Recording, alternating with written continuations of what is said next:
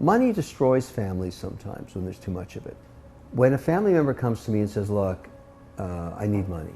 I want to borrow money from you.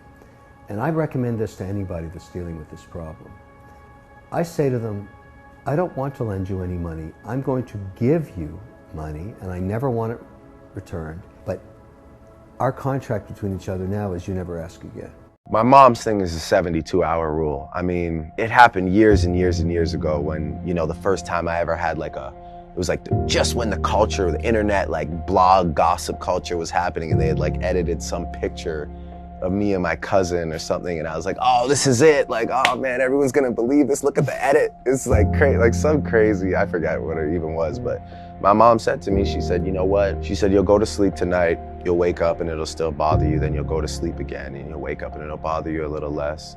And then on the third day, you'll wake up and someone else will have done something stupid enough that everyone will forget. It's totally true. Well, that's the 72-hour rule, right? And I always said, so I've learned to control my emotions for those first 2 or 3 days, and that's why I don't run to social media and start, you know, yapping about how my anger or my frustration, I let it sit. Yeah. And it always goes away, man. That's the most valuable piece of information for my mom. You have to dance beautifully in the box that you are comfortable dancing in. Right? So like everybody's box is different. My box was to be extremely ambitious within the sport of basketball.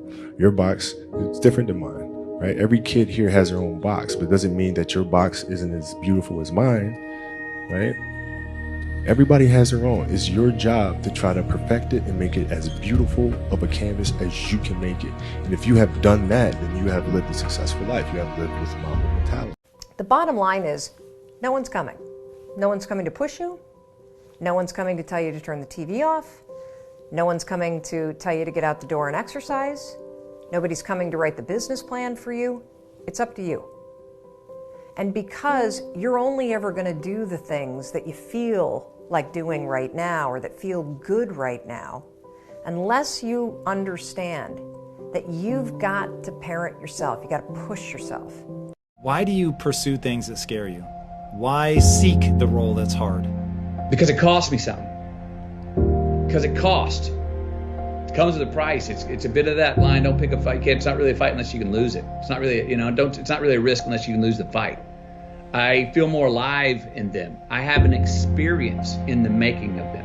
I'm nervous every day I come to work. I feel like when I nail a day and I knock it and I know I did, I feel like, yes. One thing to be aware of for all people is you're also always making people feel something. And since I'm a man and you're a man, as a man, just be aware of that. You're always making people feel something. And so be aware of what that feeling is that you're making people feel. Most of us are oblivious to it as men. I think women are much more sensitive overall to how they're making other people feel. And as men, we need to become more aware of that. The more I become more aware of that, at least it loses some of its power over me, and I'm able to be a little bit more vulnerable and be the real me. That's what's wrong with most of our athletes today. We don't practice to be great. We don't practice to be dominant. We practice to practice. What do you mean by that, Prime? I'm glad you asked. We practice counting the number of periods. We practice understanding how much time we got left. We practice just to get through practice. We cutting deals in practice. You go soft, I go soft. We don't practice to be dominant. When I ask you, what was your purpose of practice? You ain't got no answer for me. I'm gonna ask you, what is your purpose of practice? I don't care if you practice at work. I don't care if you practice with your relationship. I don't care if you practice in any endeavor you choose to do.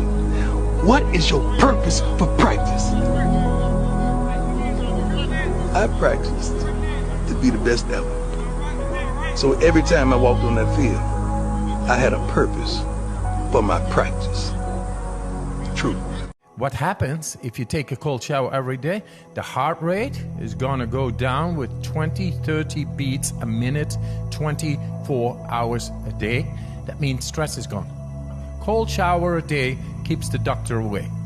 What happens more is that the blood flow runs much better through the system. The nutrients, vitamins and minerals and oxygen, they get better to the cell. So really fast, the 10 keys for unlocking your quick brain. And we can do it together. Number one is good brain food, all right? Good brain food, because you are what you eat. What you eat matters, especially to your gray matter. All right, number two is killing ants. automatic negative thoughts, your self-talk. Okay. So the third thing, exercise. Number 4, brain nutrients. If you're low on B vitamins, if you're low on DHA, then you're gonna have cognitive issues, right? So supplement. Number 5 is positive peer group. We know who you spend time with is who you become. 6th thing for your brain, clean environment, clean air, clean water, because there's a lot of pollutants that's not good for your cognition, right? Number 7, sleep. This is a big one for so many people. Number 8 is brain protection, meaning that, like I work with a lot of athletes, high-performer athletes. Concussions are a big deal. 9th key to keeping your brain alive is new learnings. Number 10, stress management. You can continue to ask other people around me about what they think about me and continue to write about mood swings. Like, human beings have mood swings. Like you go home and you're not happy with things, or you're mad at something and you're happy. That's a mood swing. It's okay to be human. I don't have to be perfect